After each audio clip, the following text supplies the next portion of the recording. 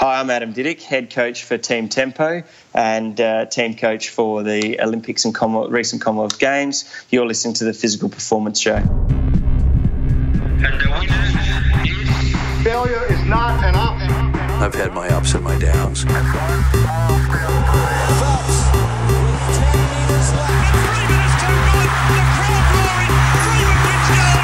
I think it's an absolutely breakthrough experience.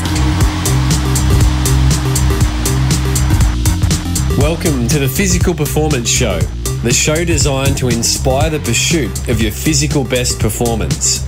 I'm your host, Brad Beer. Listen in as we delve into how the world's top physical performers achieve their success, as well as the highs, the lows, and the journey of getting there. Let's get ready, set, let's go.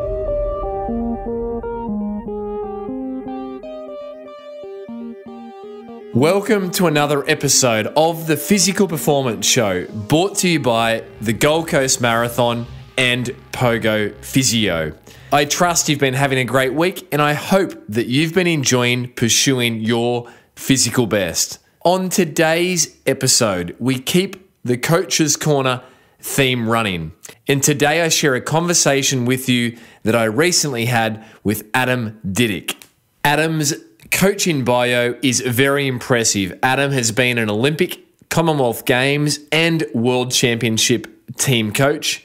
Adam's been the Athletics Australia Coach of the Year nominee in 2016 and 2017, the Athletics South Australia Coach of the Year in 2011/2012. Adam is the founder of Team Tempo Run, hailing from South Australia. And some of Adam's most notable athletic performances with his squad have included Jess Trengrove, former The Physical Performance Show podcast guest, who has been a dual Commonwealth Games marathon bronze medalist in 2014 at Glasgow and once again here on the Gold Coast in 2018. Jess has also been a dual Australian Olympic marathon representative.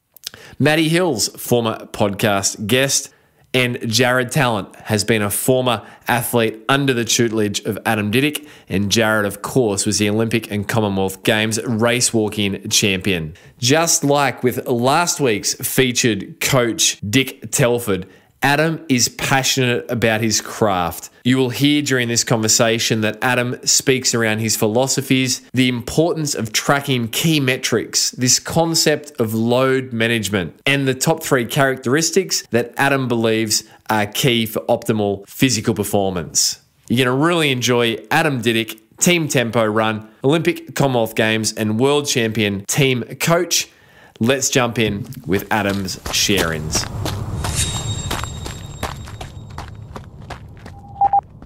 Adam Didyk, this is a real buzz to catch up and put a bit of a spotlight on one of Australia's real rising distance coaches. I want to ask you something a little bit fun out of the gate. What's one thing that Adam Didyk is learning at the moment? I think I'm always learning how to manage people's load better. I feel like it's something that's possibly one of my strengths in the past, but now I'm trying to put some numbers to it and get a real good, accurate viewpoint as to how and why I make decisions that I do, so that I can sort of, probably more than anything, support the athletes to be able to do that a little bit more themselves.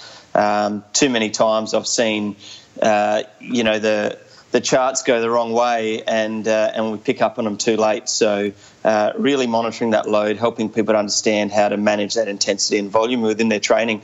And it sounds really simple, but it's one of those key things that helps people stay on the track. And Adam, we might just hover there, just to break it down a little bit. I'm a physiotherapist by trade, so I have my head in this concept all day, every day, load management. But for listeners who may not quite grasp, what you mean by load, can you break that down and then specifically talk about, how you do measure it with your athletes? Yeah, sure. I guess it's always been a question in my head as to how we manage and value certain training weeks. And I think anyone who sort of would look at their training and go, okay, if I go out and jog 100 kilometres a week, is that the same as if I go out and run 100 kilometres a week with 2 or 3 intense sessions in it, with a couple of gym sessions, maybe a bit of cross-training, and the likes? they're not the same, and trying to get people to recognise that and not just get too obsessed with the number at the end of the week is probably my key thing with coaching at the moment. I'd suggest that the majority of my athletes get that fairly strongly these days and aren't just chasing the Ks, but it's a very easy thing for people to do as they get involved in endurance sport, just to chase the volume of training, and then they sometimes forget about what impact the quality has on them coping and adapting to their training load. I also sort of had the idea a few years back where I had one of my athletes doing a lot of cross training, and I wanted to give a bit of value to it. I mean, it was Jess Trengrove initially, when she obviously couldn't do her typical training week going into the Glasgow Commonwealth Games, and similar thing happened before Rio Olympics, and sort of to give her the confidence to understand actually you're still training a great deal, it's just not all running. So we started I started playing around with, okay, what would this many minutes on a rower be comparatively to running? What would this amount of time on a bike be comparative to running? So when we added it up, she could see that actually she was still training a great deal, and maybe the running wasn't as high as what we would ideally like it to be. The training volume and quantity was just as high as it should be. And from that point on, I started going, okay, well, how do we actually recognise this within the daily training week? I have athletes who do like doing a bit of cross training, who might value that on their off days. And sort of I wanted to bring that idea and notion in that it wasn't just the Ks at the end of the week that valued how much training we got done for the week. And so it then started, spiralling out of control, really, where I started coming up with matrices as to how we and values that they would give me on certain training days. And I'd try to create graphs to sort of manage their chronic load and all the rest of it, to the point where I was still plugging away. But when I was in our holding camp in Florida before we went to the Rio Olympics, I actually met up with Ben Raysmith, who's been the physio at the RAS and strongly worked with athletes in athletics for quite some time. And he was doing a lot of great work in this area too. And I sort of showed him what I was doing. He's going, that's great. And he challenged a few of the points. And he said, this is some of the areas that I've sort of been working on. I was really taken back by what he was doing, and I thought that was great. So I've sort of been working really closely with him to manage load, looking at RPEs daily, and all the rest of it. And some of the challenges that athletes have had with some of these things is going, well, this is all good collecting numbers, but I want to rely on how I feel. And that's where we started saying, okay, well, your RPE is supposed to be reflecting how you're actually feeling in those sessions. And they would go, I thought the RPE was how hard the session was. And I said, well, it's supposed to be how hard the session feels, not how hard it should be, because they're two different things. And if the RPE is higher than it should be, then we know the level of fatigue is too high. We know that that's going to increase what your load feels like for your body at the end of the week, and managing it on those sides, those sorts of things. So, yeah, basically it's just trying to answer a question: how do we get better at and more accurate at preventing injury from measuring what training load we sort of require to get to our peak level of performance aerobically, anaerobically, and so seeing what is a specific stimulus that an athlete actually responds to.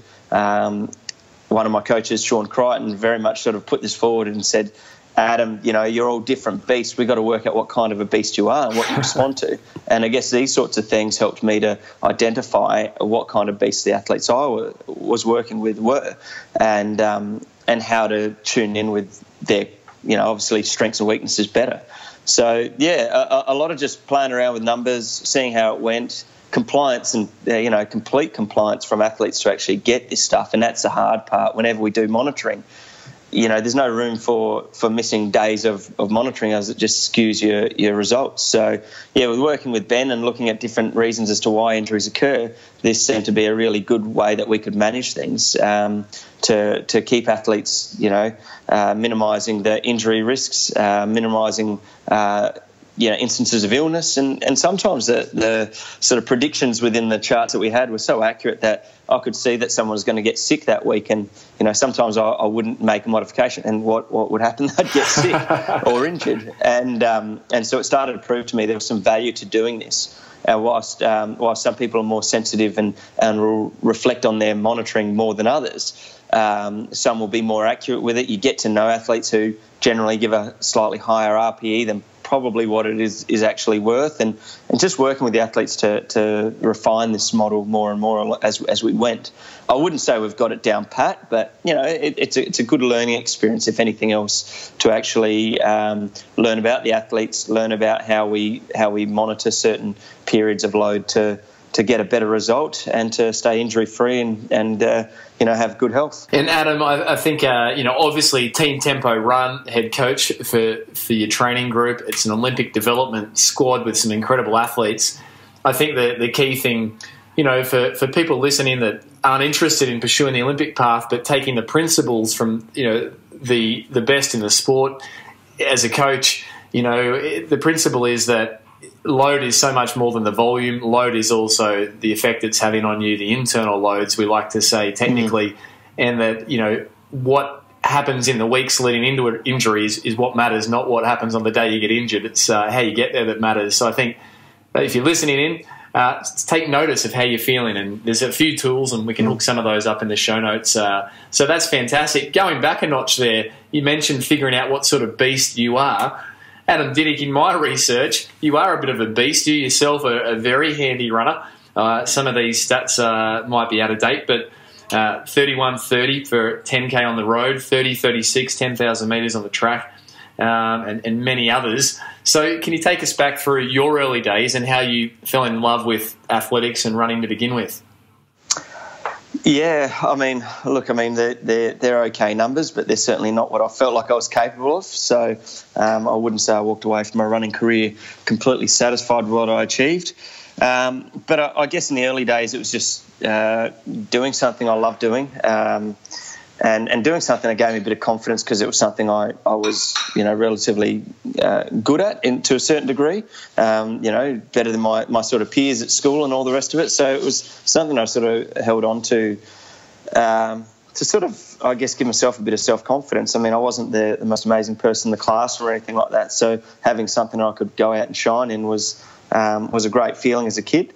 And from that, just the love of it stemmed from that, I think. That was my encouragement. I had a couple of teachers who really pushed me a bit to give it a crack, and I did. But, yeah, I still remember making my first state team and thinking, oh, geez, if I don't run again after this, I'll be pretty satisfied in my running career. But it's like anything. Once you do something and you go to a level, you get hungrier to go to the next. So that's basically how my running career sort of evolved. I spent probably the first 5 years of my formal training years as a football umpire doing boundary umpiring with the South Australian National Football League, with ideas of wanting to do AFL, and my brother went on and did that and wanted to sort of follow in his footsteps. But I got to the point where, to be honest, I just didn't really enjoy it. But I loved the training. I loved going out and competing in cross country and on the track, and so it was. Soon enough, I was only 17 at the time and decided that umpiring wasn't for me. That I wanted to sort of pursue the running pathway. From there on, I had a coach here in Adelaide, Dave Patterson, who pushed me on a bit further, got me to a point where I was sort of got a bit of interest from colleges in America, and so I decided to go and do that. I only had 1 year of eligibility, so had a bash at the college system for a year, and then came back and probably was hungrier than ever to pursue things. I progressed a bit over in college, but it wasn't the best environment for me. And so I came back, worked with Rod Griffin pretty soon after coming back, and then moved to Ballarat, got to train with guys like Colas Birmingham, and a few runs with Mona, and then moved back to Adelaide because I guess home's where the heart is. And sort of progressed there. Started working with Sean Crichton, had a good friend of mine, Dan Matner and Tyson Popplestone, who I trained with. Thoroughly enjoyed running through those years, and I think also just having coaches who were interstate gave me a level of independence to a certain degree, where I had to take a bit more responsibility on how I manage things. Having a coach over the phone's one thing, having someone there to make the calls on the day is another, and I had to sort of grow up and do that, and probably helped my training partners to do that a little bit too. So in many respects, I probably was always destined to be a coach because I didn't feel like I really had the qualities to be the athlete I wanted to be.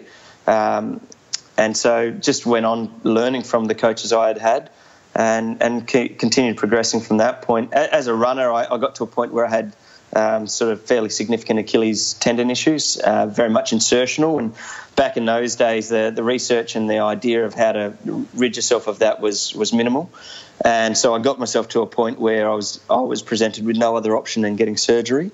I had that surgery. It was tough to get back, and during that time I started coaching one athlete, and that I loved, and started to enjoy that more than my own running. So whilst I got to run with my athletes when I got back from my surgery, I felt at that point, and certainly at the point where I had Jess at the Olympics, and really sort of, I always identify the moment being at the London Olympics as success and failure. Failure because that's where I wanted to be as an athlete, and recognising I probably wasn't going to get there at that point, but success because I kind of recognised, well, maybe my calling was more to be a coach than an athlete. So I just decided to follow that pathway, and on the plane ride home from the London Olympics, I pretty much decided that was me done with my running, and I would start focusing more on my coaching at that stage. And I would have been 30 at that stage. I think I turned 31 on that flight home.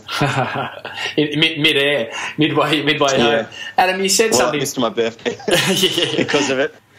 You said something fascinating there, that you felt like you didn't have the qualities as an athlete that you needed. What did you mean? Do you mean just biomechanically or physically with regards to the tendon injury, the Achilles tendon that was persisting, or do you mean in other ways? Biomechanically, I was actually fairly sound. Whilst I'm pretty picky about my technique, it seemed to be fairly good. But yeah, certainly the injuries were a bit of a disruption. But as you know, with many injuries, you can overcome them with an appropriate plan, and often it's strengthening or discipline to flexibility and all the rest of it. But that's where I probably lacked it. I didn't have the discipline to do those things, and I think I'd gotten myself to a point where I'd probably let my better days go because I hadn't done the right things initially.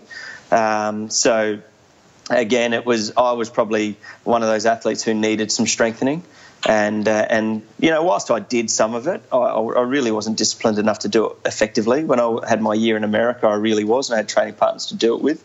But the majority of my coaches weren't really. It's sort of an evolutional shift that's happened in distance running as well. I think we've got to recognise that there weren't many people back then doing strengthening for distance running, and I think over the last 5 to 10 years, it's probably become rather prominent.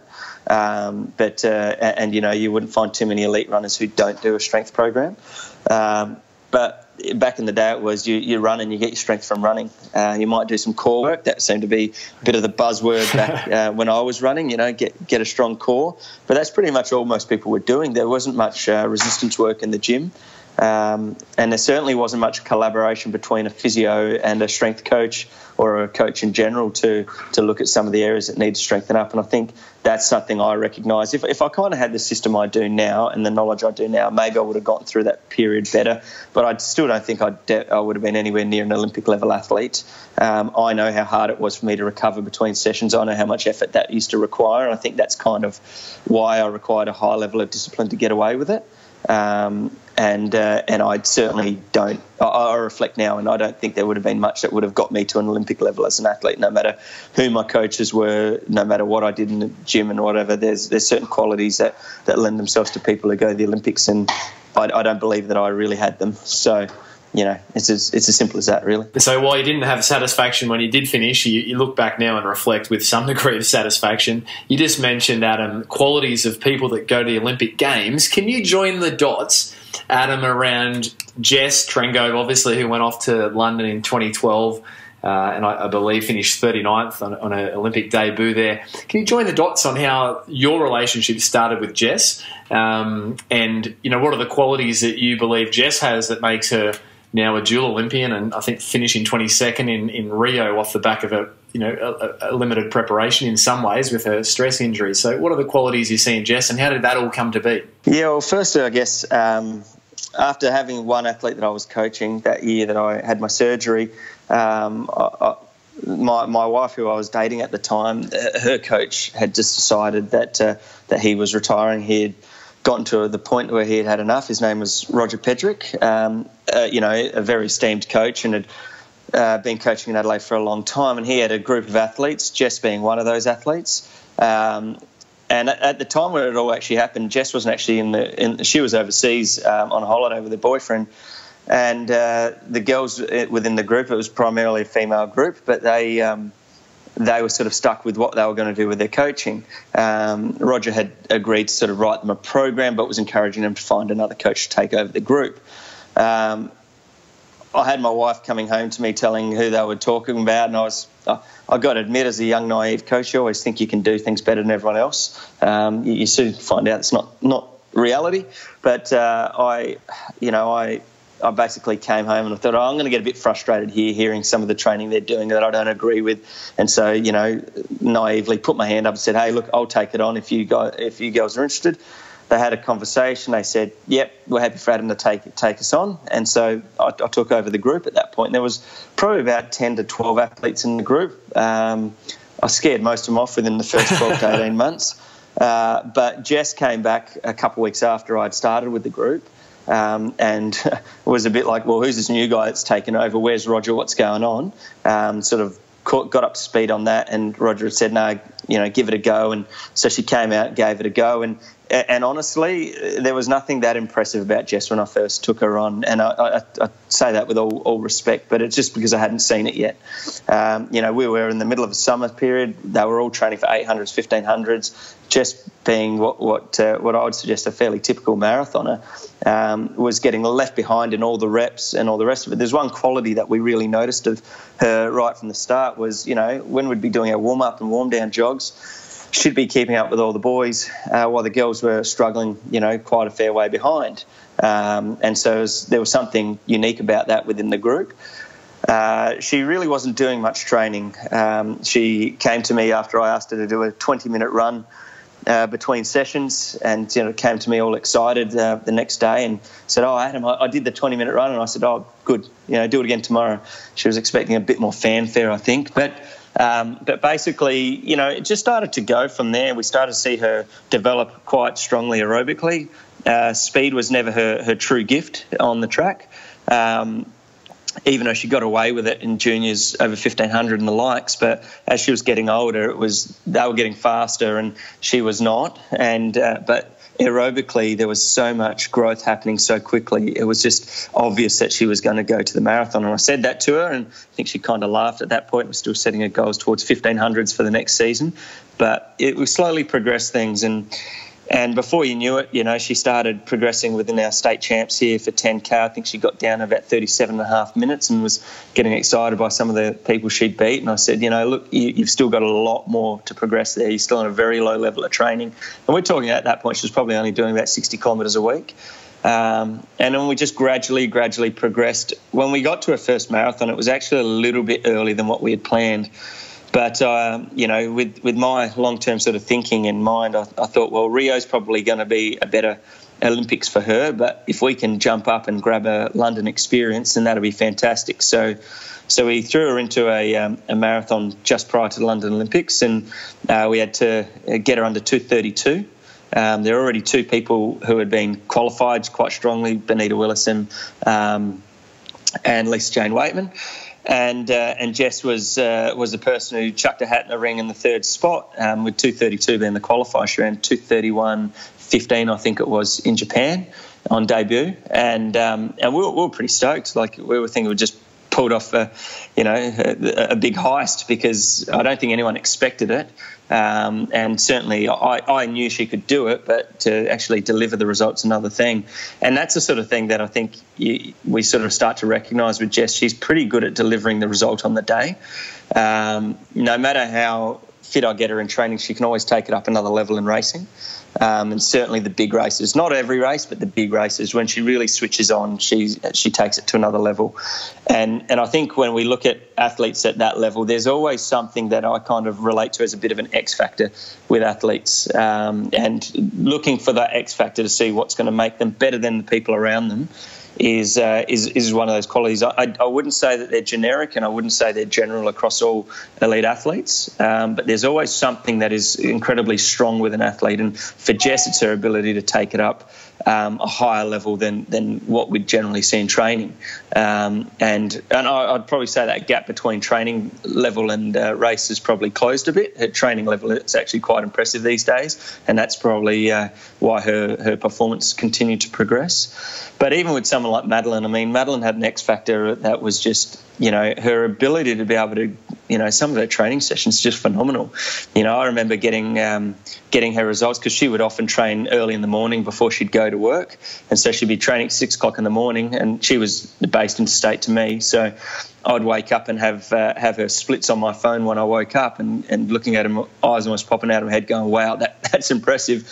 And I'd have the guys in my group doing the session the same night, and I wouldn't want to tell them what she'd actually run, because many times they were hard pressed to run faster than what she was running in her reps. So her ability to be able to do some phenomenal training sessions shows me there's still a great deal of progression there for Madeline, over the coming years. So I still don't think we've seen the best of her if she can continue to progress and get things right.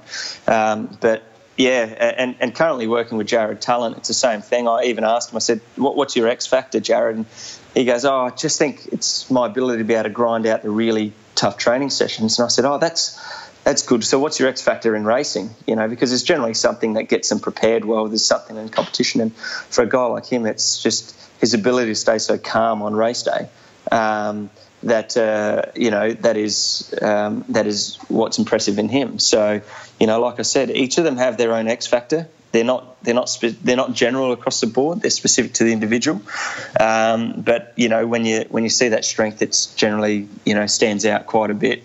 So yeah, outside of that, it's just getting the work done, making the right decisions. It's no good having all the talent and not being able to make the right decisions at the right time to make the most of it. You're listening to Adam Didyk, Australian athletics coach, sharing around the highs, the lows, and the learnings of his coaching career to date. Support for today's show comes from the Gold Coast Marathon. Just like the physical performance show, the Gold Coast Marathon encourages runners of all ages and abilities to push their boundaries and strive to complete a personal challenge. The Gold Coast Marathon is held annually on the first weekend in July and is a must-do event for any budding athlete, weekend warrior, or family looking for a challenge to complete together. Run for the good times at the Gold Coast Marathon. Visit goldcoastmarathon.com.au. Support for today's show is also brought to you by Pogo Physio. We exist to help you get back to your physical best following injury. We want everyone who walks through the doors of Pogo Physio to get across their physio finish line. That's where we high-five you, tell you that you finished rehabilitation, and celebrate you being back to your physical best. In addition to traditional session-to-session, pay-as-you-go appointments, we offer some industry-first models of care, including our unique 2, 6, and 12-week fixed-fee, unlimited, that's right, unlimited access finish line programs, and our super popular monthly fixed-fee wellness booster packs, which include physiotherapy, remedial massage therapy, exercise rehabilitation, including clinical Pilates, and use of state-of-the-art equipment such as the Ultra G anti-gravity treadmill, starting from a low $195 per month, including all those services, health fund rebatable. Jump over to pogophysio.com.au to find out more. For now, let's jump back to Adam Didyk sharing around the many coaching pearls from his coaching career to date.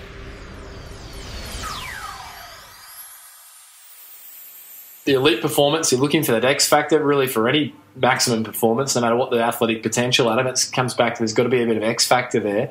With what would you say the top 3 characteristics, so Adam, for optimal physical performance, whether it's a beginner looking to over time mature into their best PBs for their own satisfaction, wherever someone's starting, what does Adam Didyk, Team Tempo Run coach, believe the top 3 characteristics for physical performance, broadly speaking? I think in general it's being smart. Like I often say, there's no rights and wrongs in running. There's just smart and dumb. You've got to have reasons for why you're doing what you're doing. And a lot of people get carried away. They want to do more. They want to run harder. You've got to ask the question, why? Why are we doing this? And you've got to ask the other questions, have I adapted? Am I ready for it? And they're the key things. So having gradual build-ups, not buying into what you read in a magazine or the training program you see, posted on the internet. Focus on what's right for you. I think that's the overarching principle to training. And I do work with a lot of recreational runners at the moment. I have a business called Tempo Run Coach, and within that, I have people say, I'm running a marathon. How many 35? Do I need to run 35 kilometres? How many of them do I need to do? And I say to them all the time, you do what you can actively get yourself to. So what you can progress to. If you can only progress to 25 kilometres and that marathon day is looming near, then that's the best you're going to be able to do in your preparation. If you give yourself a bit more time and gradually get yourself up to be able to run 35 kilometres, then that's great. Sometimes for some people it's more. But at the end of the day, people who force things that they're not ready for is probably a key principle that I see broken more often than not, or doing something because they've heard this is what I should do as opposed to what's right for them. So I'm always very conscious of that for people going forward, that they don't get caught up in what everyone else is doing. Just worry about what's right for them and progressing from that point. So being smart, brilliant. Yeah, just be smart. Make the right decisions. Don't get caught up in the emotions of it, and that's the reason. That's a big reason for why coaches get involved. It's a lot of stuff that I know about training is not, I would say, too much in advance of what a lot of my athletes know about training. But in many respects, sometimes I can see the wood for the trees, and keep the bigger picture in mind. And athletes are very, there's a lot of very smart athletes out there with their training. They know what the right and wrong thing to do is, but they get caught up in what they want to do or what they feel they have to do, as opposed to what's right for them. So when the big competition's coming up and they're trying to squeeze that last little bit out before they taper, sometimes that's where it all goes horribly wrong. So they're the times where I'll put the cotton wool on them a little bit earlier and just go, okay, do we need to be doing this? When we've got people, with I have athletes who come up to me and say, look, I'm really stressed at the moment with exams and all the rest of it. Okay, so we've got to recognise that's actually part of our weekly load, because this week's not the same as last week where you were on holidays or the rest of it. You've got to keep the whole big picture in mind and not just what numbers are presenting on your training program. So that's great. So one would be smart and avoid those pitfalls. What would be the other two? Just broad concepts. Be smart. Top performance. Always look at your training program as being written in pencil. Has to be adaptable to what you can do. Any training program has room for modifications, and it's something I've always struggled with. Some athletes who go, well, that's the best plan for me, I've got to do it, but the best plan is the one that suits you. So going back to that early principle, look, I guess if we were to number them and list them out, look after your general health and well-being. There is a lot of research around well-being, but the other parts of, recognising what gets you to the line and what gets you to absorbing your training, having good energy availability. So, sleeping well, eating well, monitoring your health and psychological well-being. Those sort of stresses can be big issues for people getting through their training, adapting to their training, even can be precursors to injury. Managing that load, as we've discussed, working on your weaknesses, not just focusing on what your strengths are, and being honest with yourself as to what you need to do. So, that's why I keep saying don't get caught up with what you hear other people do. You've got to find out what's right for you. So I don't know if I've answered your question that cleanly, to be honest with you, Brad. Adam, that's very clear. Being smart, have your program in pencil, and general health and well-being. Adam's top three. You mentioned something there, Adam, energy availability. As a physiotherapist that works, pretty much all the time with endurance-type athletes, this is such a big thing. The energy availability, particularly for growing bodies, with regards to bone health. As a coach, can you sort of put your take on the energy availability side of things and what it means for young athletes and even mature athletes? Yeah, sure. I mean, to me, it's a crucial part of any training. So, if you're not ready to do the training, you shouldn't be doing it. And if your body's not coping with it, again, you shouldn't be doing it. So, the keys to, when we talk about recovery, sleep and nutrition take up about 90% of the keys to recovery. We can do all our foam rolling, we can do massage, we can, whatever you do for recovery, at the end of the day, sleep and nutrition are going to take up 90% of those. So unless you get them right, then you're playing around with the 1%ers that aren't going to make a great deal of difference. So, with developing athletes, I'm very conservative, certainly with female athletes as they're developing. As we're well aware, there can be some long-lasting effects there to athletes who get injured and depleted during those years. So, I'm very conscious of that. But same with male athletes. I'm very conscious of them not recovering, and so I'd present probably as a coach as someone who does things more on the conservative end with our developing athletes. But even with the senior athletes, you're better to underdo it sometimes than overdo it. You don't know the long-lasting effects of some of those injuries. So I do monitor that energy availability with my athletes. They do they do list how many hours of sleep they have each night. And back when I was doing that initial monitoring that we talked about, I used to actually get four critical bits of information from athletes before they started training. And it's only because I've evolved this concept that I don't do it anymore. And the first thing I'd ask them to do is give me a number out of 5 for these next 4 areas. And one was fatigue, so how fatigued they are. So if they're feeling really tired, then it's a 5. If they're feeling great, it's a 1. Soreness was another area. Stress was another area that rank out of 5, and health was the last one. So let's say they're getting a bit of a sniffle or whatever have you, that might be a 3 or a 4. If they're really sick, they're at 5. And so what I generally do, how to classify this, is I'd go, okay, if they were over 15, so between 15 and 20, when I added those 4 numbers up, then it was a straight away, no, you're not training tonight. You're certainly not doing the intensity of the session. If it was between 10 and 15, it was generally my license to modify the session. If it was below 10, I'd be fine with it. But it was just a way of learning and getting that feedback from the athletes on those daily sort of opportunities to sort of see how they were coping. And I would actually record this in my own spreadsheet. So I'd write down all the numbers, I'd go home, and then I'd start looking at what some of the averages were. So we'd get a few trends as to, okay, look, they're always fatigued through this period. Okay, maybe the training load's too high. Maybe they're not sleeping enough. Maybe their daily lifestyle is quite taxing, and we need to recognise that within their training load. So with kids at school who are going through exams, when they're gone from studying so many hours a week to doubling it in their swap back and all the rest of it, we've got to recognise that all takes a toll on an athlete. So their energy availability is not what it should be. So we put them at risk by persisting through those times. Yeah.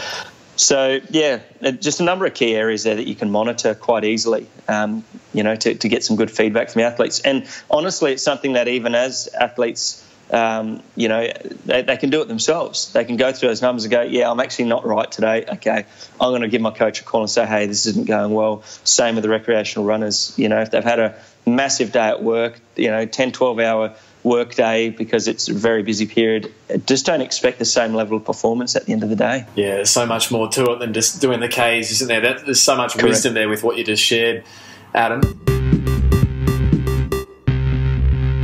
You're listening to Adam Didyk, Australian distance running coach, sharing around his many coaching learnings and pearls. If you missed last week's episode featuring one of Adam's coaching colleagues, Dick Telford, AM, then be sure to jump back and tune into episode 119. The very last events I have run, from 800, 1500, 3K, 5K, 10K, half marathon and marathon, the very last races I ran were all my PBs. And I always say to my athletes, you're never going to be able to do this. You're not going to be able to emulate your coach's performance there. But the reason is, as I get older, understanding that there comes a time where I reckon I've done just about as much as I'm ever going to be able to do. And that means, yes, I'll run that PB, never run that race again. So that's the way I've gone. It's a nice little record to have under my belt to talk to the young athletes about. To tune into the full episode and explore the archives of the Physical Performance Show, jump over to pogophysio.com.au, peruse the show notes, or simply take a scroll through the archive right from your favourite podcast player. Let's jump back to Adam Didyk. Adam, clearly you know a thing about getting runners ready to pace a marathon well. Jess, who we previously spoke about there, just ran that beautiful 2:26:31 on the Gold Coast Marathon only a matter of weeks ago. What would be your advice to marathoners looking to get their best marathon time laid down with regards to pacing? Yeah, look, I think you get rather well prepared for a marathon by exposing yourself to that pace fairly regularly. In the final sort of 10 weeks of a marathon prep, I put a lot of the training and refer to it as plus or minus marathon pace, so that they really tune in with it. At that, you sort of get to know where your body stresses and what's going to be reasonable to do. So as you're building up your training, sort of expose some longer efforts so you can get an idea as to how hard you're working at certain paces.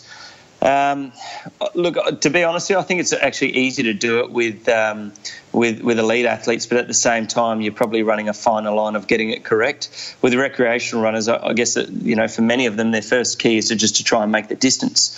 So pick something that's actually reasonable, that you're confident you can run the distance with, and you may even pick up in the second half. But those who have run a few marathons, you're probably tuning in on what's appropriate for you within the races you've done, and you start setting target times around that. So when you've sort of got a target time in mind, go and expose yourself to that sort of training pace regularly, and don't feel that it's a pace you have to do all your long runs at or anything like that. But sort of go out and do some marathon pace efforts for 12 to 15 kilometres, and I think from that you have the confidence to go with it. We've done numerous things with someone like Jess and Jack Colreevy. Sometimes it's valid and very accurate, other times it's not. But we used to do something where we'd do 3-5 kilometre efforts, about 3 or 4 weeks out from a marathon, and this I've sort of shared many times. But ultimately, what we'd try and do is a middle 5K, we'd try and do it at what our target marathon pace would be. And the first 5K would be 5 seconds per kilometre slower, and the third one would be 5 seconds per kilometre faster. And the general sort of tip as to why we do this is we collect the heart rate data. And at the point where I'd sort of, the first one should be fairly comfortable, second one should stress a little bit. And if we got it right, the last one will stress it a little bit too much, and we'll see the heart rate sort of spike up through those periods. If the heart rate spikes earlier, then we probably know that, in the second one, then we probably know we're a bit over ambitious, and we need to go that one step back to the one beforehand. So it gives us a bit of an indication. And we've done this most times before a marathon, not every time, but most times, and it's generally shown to be fairly accurate. For Jess, especially. Jack, we've sort of had a few questionable sort of test results, but, I generally, with someone like Jess, get a few of our guys in just to pace her so specifically to that pace and make sure that we hit it so that we can learn a bit about how she's operating at that pace. So, you can use something like that to guide your pacing, but ultimately the biggest key that people talk about these days is having a marathon pace where it's steady throughout the whole thing.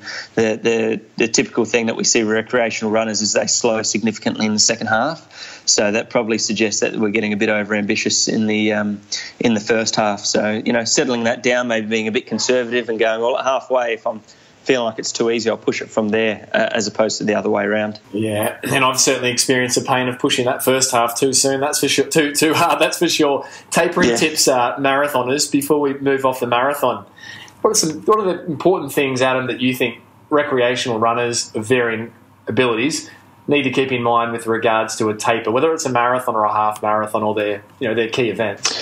Yeah, well, look, I mean, the typical thing in Australia is, you do your last long run 3 weeks out from your marathon.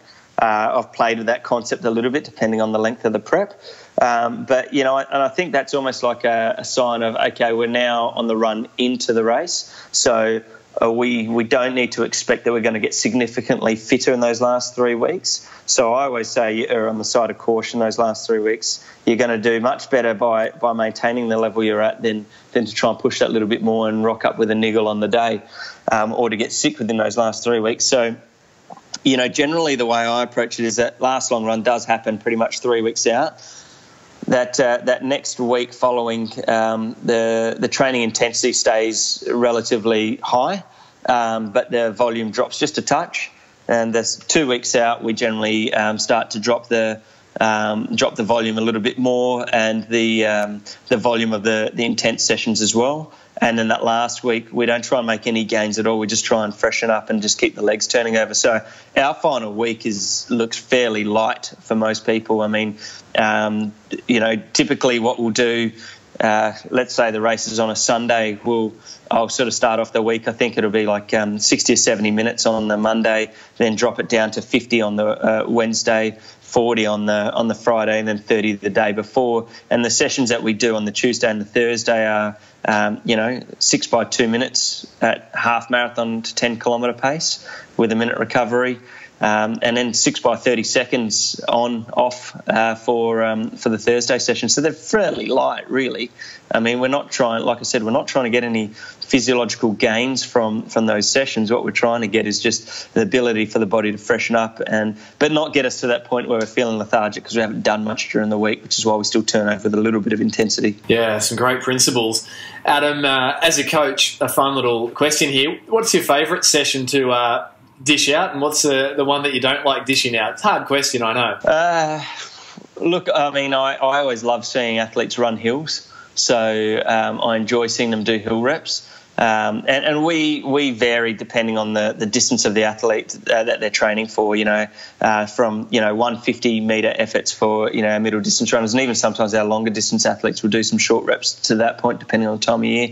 But at the moment I've got our longer crew through the middle of winter doing 2 and 3 minute efforts up a hill.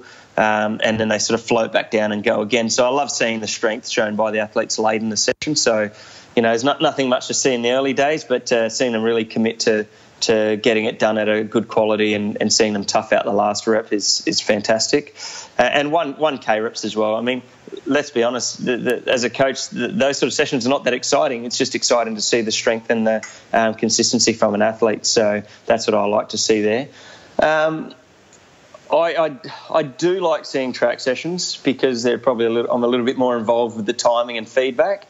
But they can go pear-shaped pretty quickly. So when you're putting them on that intensity, but I do enjoy the athletes doing that. But yeah, to be honest, I don't use sessions with complete regularity. I do try to change it up. So often there's probably about 3 or 4 key sessions that get repeated, but more often than not, the training session always changes.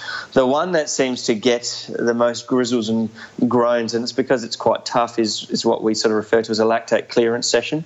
And it's something I honestly pinched out of a magazine article that Steve Magnus wrote many moons ago, and it basically developed. We used it specifically in half marathon prep, and we build it up from 800 on, 800 off to getting the pace sort of progressing in both areas to 1K on, 600 off, and it goes for, we do 8 cycles of it. So you got 8 miles of it in the end. So what's that, 12.8K or something like that. And so athletes sort of grizzle about that one because it is quite tough. I've seen someone like Jess run through the 10K mark of that session in 34 low. So and at that point she was only really running 33.5 for a session. So the intensity that brings to that session is really rather an uncomfortable session. But I've seen so many great gains made through a cycle like that. So yeah, so even though I love seeing them done well, it's a feared session by many of the athletes in our group. They don't seem to like it. So I've almost had to find other ways of doing it just so it's not such a mental barrier for them. But I'm now being told, hey, we're okay with it now. We're tough enough to deal with it now. You can put it back on the schedule. So adaptation. They might start seeing it appear again. Yeah, brilliant. Adam, I know this is a bit like asking you to pick your favourite child. You've got 2 beautiful boys, but what's Adam Dydyk's one piece of advice, if you could only give one piece of advice to people generally to perform at their best, one bit of advice, what's your solitary bit of advice going to be? Good question. Yeah, you're right. It's like choosing your favourite son. Look, I would just say do what you need to do because it's right for you. And I think I've used that theme a few times today. But it's a reason why someone like me has a role as a coach, is because we're trying to find what works right for that individual. So don't just try and copy and do the generics. Try and find what's right for you. Play with it, discuss it with your coach. Find better ways of doing things and be innovative in that regard. So don't just do a session because everyone else is doing it. What is it? That's how are you going to make the most out of that run, out of that training session?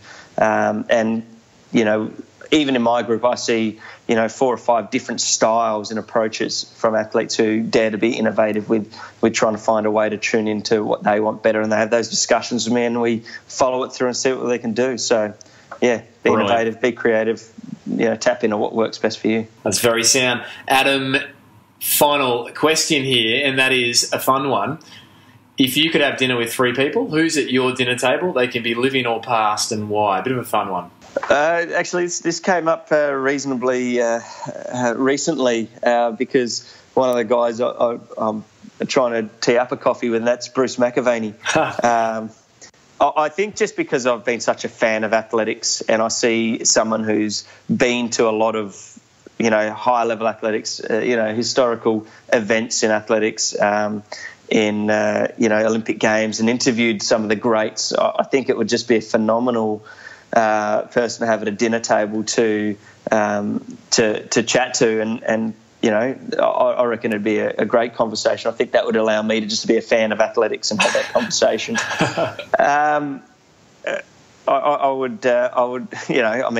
I'd have to always say my family is probably before anyone, but if we're sort of removing the family component to it, and we're looking at are we living or living or past, Adam?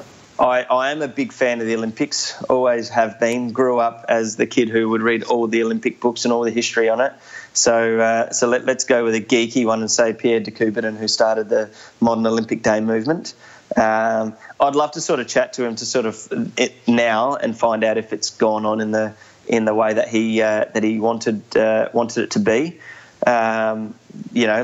Obviously there's great ideals and fundamentals, but are we still true to all of those is something I'd love to see. And can I go one fictional? You can have anyone you like there, Adam. I'm intrigued. All right, I'll go with Harvey Specter from Suits. Started watching the show and thought, this guy's my hero. Wow. I need some of those qualities. So, I'll put Harvey Specter on the table. What a table. Bruce McAvaney, Pierre de Coubertin and Harvey Specter. That is a mix. Adam, Team Tempo Run. If listeners want to find out more about, the squad, your athletes, where can they go to find out more? Yeah, we've got all of our social media channels sort of operating. So on Instagram and Facebook, I sort of we don't do heaps on Twitter for us, but you can follow myself, and I generally post a bit on there. We've got a website, temporuncoach.com, and that sort of operates to service my recreational running business called Tempo Run Coach, which sort of supports people who maybe just want some technical running work with one of our coaches, Andrew Beck, to those trying to do their first marathon, first park run, whatever have you. So from beginners to advanced, and then Team Tempo's within that classification. So that's our elite running squad. Yeah, that's the best place to contact us, and those who are looking for coaching can always contact us through that website as well. Brilliant. And we'll tag all that up, listeners, in the show notes. But Adam, you mentioned there, the team. I've always heard such glowing reports from athletes and anyone that's ever engaged your squad on the culture within it. What are the key cultural pillars that you have in place? Look, I think it's in the name that we're a team. I had a strong interest in group dynamics going through university and did a bunch of extra studies in that. So I've put a lot of those group dynamics and team cohesion principles within what we do. And I guess one of the key things is it's, you're there for each other to get the most for yourself. So, we look for consistency from everyone so that your teammates can expect you to be out at training, can expect you to be supporting them. one of the things I've always sort of used to describe it is saying, okay, in a competitive sense, we all want to win the race. But if we can't win the race, if we don't have that performance there on the day, then we damn well hope that one of our teammates does a job for us. So everyone sort of feels that one person's success is the success of the whole team, because we all buy into that quality. We all buy into the fact that we're all part of that environment and making it positive. So if you're just the guy that comes out to training and in the warm-up and warm-down cracks jokes and makes people want to be there, then you're just as valuable as the person who's pushing them to get that final rep out when it gets tough. So regardless of the level of performance you have to give to the group, you can still add a lot to it. So, and I think that's right why we've got a rather diverse group, and we encourage it to be rather diverse.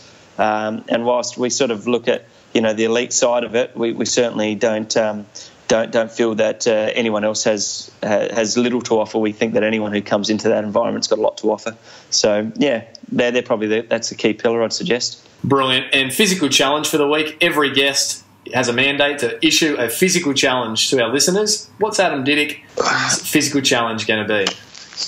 Good question. I'm going to make it as simple as possible. I'm going to say go out and run a kilometre as fast as you can, and then compare it to the best runners in the world to see what level they actually maintain for something like a marathon. So when you see someone, it's quite impressive when you see marathoning at the top level to see them running well under 3-minute Ks. And then you try and run a 3-minute K and realise what it takes, and these guys are doing it back to back and making it look easy. So there we go. We'll make it very simple and straightforward. Run a kilometre as fast as you can. I like that. The 1K effort challenge from Adam Didyk. Adam, I know you've got a lot on and your time is valuable, so thank you for stopping with us today to share just some of the many pearls of wisdom you've learned through your career to date, both with your own running and also your coaching career. And I believe you're off now for a bit of physio with a marathon prep coming up. Which marathon's it going to be? Still to be decided. I am taking a group over to New York Marathon this year. So my hope is to do that, but my wife is the priority to run the marathon there. So if we take the kids, I'll be on dad duties, and otherwise it might be Melbourne. So we'll wait and see what I can prep for, see what I can get through. Well, all the best with your marathon prep and the remainder of the year. So thanks again. Thanks, Brad.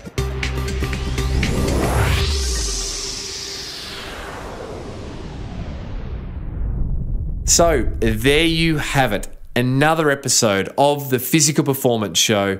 I trust you enjoyed it. If you did, then please let both myself and Adam know. Adam can be found at Team Tempo Run, all one word, lowercase, and he would love to hear what it was that you took from his sharings on today's episode. A big thank you to those who are taking the time to leave a review on iTunes, either rating or reviewing the show. Also hitting subscribe. These actions really do help the Physical Performance Show connect with new earbuds who, just like yourself, are looking to pursue and perform at their physical best. A big thanks this week to Dave Schloss. Dave rated the Physical Performance Show 5 stars, and Dave commented, "Thanks for the wonderful insights, highlights, and information that your podcast broadcast each week. You let the guests speak without interruption, and it really shows you have done your research prior to recording. I compete in an endurance sport and take away something from each and every guest. Here's to many more podcasts. Cheers, Sloshy." Sloshy, thank you very much for taking the time to leave a review and a rating. It is enormously appreciated. And as the reviewer of the week, please be sure to drop me an email, b.beer@pogophysio.com.au, and we will send you, Dave, a signed copy of You Can Run Pain Free, my Amazon running and jogging bestseller, plus a little special gift just to say thank you. A big thank you to the team who make the Physical Performance Show possible each and every week. That's Daryl Misson, our audio engineer, Susan Wilkin on all things administration, and Matthew Walding on all things graphic design. Podcasts are free to download. However, they are not free to produce. So thank you once again to today's show sponsor, the Gold Coast Marathon. Okay, so coming up next week on the Physical Performance Show, I bring you a conversation that I recently had with CEO and founder of Parkrun Australia, Tim Oberg. Parkrun, as most of us would know, is not just an Australian phenomena, but a worldwide sporting phenomena. The numbers of parkrun participation, volunteerism are just staggering. Starting from the first parkrun in Australia in 2011 on the Gold Coast at Main Beach, it has now grown to include 319 Australian parkruns, 3,000 volunteers every Saturday, and 640,000 members of the Parkrun Australia community. So I went behind the scenes of Parkrun to learn more about how the concept came to Australia, Tim's role, and the future of this great Australian sporting fixture. So be sure to tune in next week for a real interest episode as we get behind the scenes of Parkrun Australia. Until then, keep pursuing your physical best. I'm Brad Beer, and this has been the Physical Performance Show.